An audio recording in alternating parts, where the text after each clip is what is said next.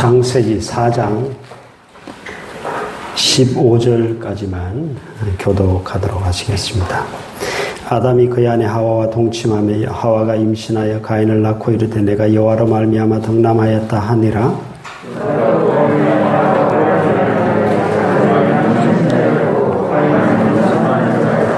세월이 지난 후에 가인은 땅의 소산으로 제물을 삼아 여호와께 드렸고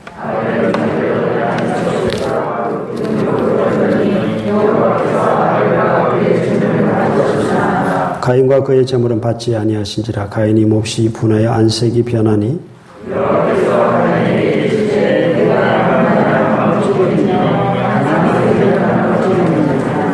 내가 선을 행하면 어찌 낯을 들지 못하겠느냐. 선을 행하지 아니하면 죄가 문에 엎드려 있느니라. 죄가 너를 원하나 너는 죄를 다스릴지니라.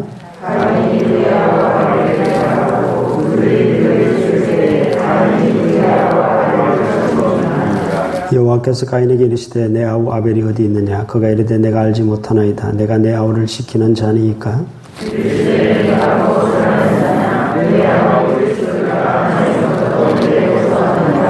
땅이 그 입을 벌려 내 손에서부터 내 아우의 피를 받았은즉 내가 땅에서 저주를 받으리니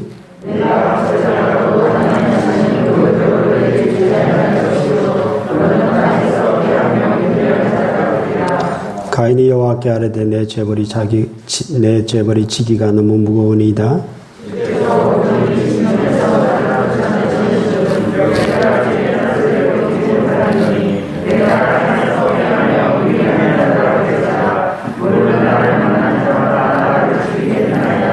여호와께서 그에게 이르시되 그렇지 아니하다. 가인을 죽이는 자는 벌을 7배나 받으리라 하시고 가인에게 표를 주사 그를 만나는 모든 사람에게서 죽음을 면하게 하시니라. 아멘. 인간이 드린 첫 제사 이야기입니다. 첫 예배 이야기이자 첫 살인의 이야기입니다.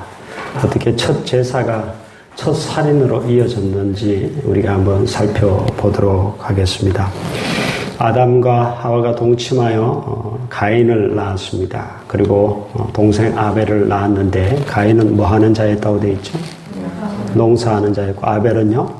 양치는 자였습니다. 세월이 흐른 후에 가인은 땅의 소산으로 하나님께 제물을 드렸고 아벨은 양의 첫 새끼와 그 기름으로 하나님께 드렸습니다. 그런데 그 제사를 하나님께서는 아벨의 제사만 받으셨습니다. 가인이 몹시 분하고 화를 내면서 결국 동생을 조용히 돌로 불러내어 돌로 쳐 죽였다 하는 이야기입니다. 여러분 왜 하나님께서 아벨의 제사만 받으시고 가인의 제사는 받지 아니하셨을까요? 여러분 이 부분에 있어서 아직도 논란이 되게 많습니다. 가장 많이 우리가 들은 해석은 아벨은 양으로 짐승 제사를 드렸기 때문에 피해 제사를 드렸기 때문에 하나님이 봐주셨고 가인은 피해 제사를 드리지 아니했기 때문에 하나님께서 받지 아니하셨다라고 우리가 알고 있습니다. 일리가 있습니다. 히브리서를 보면 우리가 그리스도의 피를 힘입어 어디에 들어간다고요? 성소에 들어갈 담력을 얻었나니 오직 그리스도의 피로 우리가 어렵게 되어서 하나님 앞에 죄 없으신 거룩하신 하나님 앞에 우리가 나아갈 수 있다. 그리스도를 통해서만이 우리가 하나님께 나아갈 수 있다라고 분명히 말씀을 하고 있습니다. 이것이 맞다면 아벨이 잘한 것은 아무것도 없습니다. 제사를 잘 드린 것뿐이죠. 제사를 의인이라고 아벨을 칭하는데요. 아벨이 행동을 잘해서가 아니라 그가 피를 의지하고 나아갔기 때문이다 라고 우리가 알 수가 있습니다. 의인은 하나님과의 관계가 올바르게 된 자를 의인이라고 이야기를 하는데요. 아벨은 이 피의 제사를 드림으로 하나님과의 관계가 올바르게 되었다라는 사실이고 저와 여러분은 예수 그리스도를 믿음으로 의인이 되고 하나님과의 관계가 올바로 되었다라는 사실이죠. 두 번째 해석은요, 조금 다르게 봅니다. 아벨은 오늘 본문에 보면 뭘로 제물로 드렸다고 되어 있습니까? 예? 양의 첫 새끼, 이 단어 때문에 그렇게 해석을 하는 것 같습니다. 첫 새끼와 기름으로 드렸고, 그러나 가인은 뭘로 드렸죠? 3절에 보면 땅의 소산으로. 아벨은 가장 좋은 것, 가장 기름지고 가장 좋은 것으로 첫 새끼로 하나님 앞에 그렇게 제물을 드렸고, 가인은 그냥 뭐 첫 곡식이라든가 그런 말이 전혀 없습니다. 그냥 땅의 소선으로 하나님께 드렸다. 왜 이렇게 해석을 하는가 하면 레위기에 보면은 사실 이 곡식제사도 인정을 하고 있거든요. 굳이 피해 제사만 받으시는 것이 아니다라고 보는 관점에서 이렇게 말씀을 드리는 건데요. 그렇다면은 왜 가인의 제사를 받지 아니했었는가? 가인은 그냥 아무 제물이나 하나님 앞에 그냥 갖다 바쳤다라는 이야기입니다. 아벨에게 있어서는 하나님이 가장 우선이었다. 가장 먼저였고, 그리고 그는 하나님을 가장 소중하게 생각하는 사람이었다 하는 사실을 알 수가 있고, 가인은 대충 그까짓 것 무심하게 아주 형식적으로 하나님 앞에 드렸다라는 사실을 알 수가 있죠. 저와 여러분이 어떤 예배를 드릴 것인가? 아벨의 예배를 드릴 수도 있고 가인의 예배를 드릴 수도 있습니다. 그냥 하나님 마음 경외하는 마음도 없이 앉아 있을 수도 있고, 그러나 그 예배는 하나님이 받지 아니하신다는 것이죠. 전혀 하나님을 높이는 마음도 없으면서 하나님께 형식적으로 드리는 예배는 하나님이 받지 않으신다는 이야기입니다. 또 오늘 성경을 자세히 한번 보십시오. 하나님께서 5절에 보시면은 이렇게 되어 있죠. 4절 끝에부터 보면 여호와께서 뭐와 뭐를 받으셨다? 아벨과 그의 제물을 받으셨다. 5절에 보면 뭐와 뭐를 안 받으셨다? 가인과. 자, 순서를 보십시오. 제물이 먼저입니까? 사람이 먼저입니까? 사람이 먼저입니다. 이런 것 때문에 이렇게 해석하는 것 같아요. 아벨을 먼저 받으시고 제물을 받으시고, 가인을 받지 아니하셨기 때문에 제물 또한 받지 아니하셨다. 중요한 것은 사람이 먼저라는 것입니다. 아벨의 그 하나님을 경외하는 그 마음, 그 태도, 그 아벨을 먼저 받으시고 그 다음에 그 제물을 받은. 하나님이 뭐 제물을 원하시겠습니까? 사람을 원하시는 것이죠. 그 사람이 먼저라는 사실을 알 수가 있습니다. 여러분, 왜 가인이 살인으로까지 이어지게 되었는가? 여러분, 가인이 어디서 실패했는지를 여러분 잘 보셔야 됩니다. 뭐에서 실패했는가 하면 제사에서 실패했다라는 사실입니다. 즉, 하나님과의 관계에서 그는 실패해버렸다는 이야기입니다. 여러분, 에덴 동산에서 아담과 하와가 그 에덴 동산에서 선악과를 따먹기 전에는 그 상태는 어떤 성경학자는 그 에덴 동산이 곧 성소다라고 이야기합니다. 왜 그런가 하면 그들은 항상 하나님을 높이는 그런 마음으로 하나님과 동행하고 하나님과 전혀 끊임 없는 하나님과 온전한 관계 속에 있었거든요.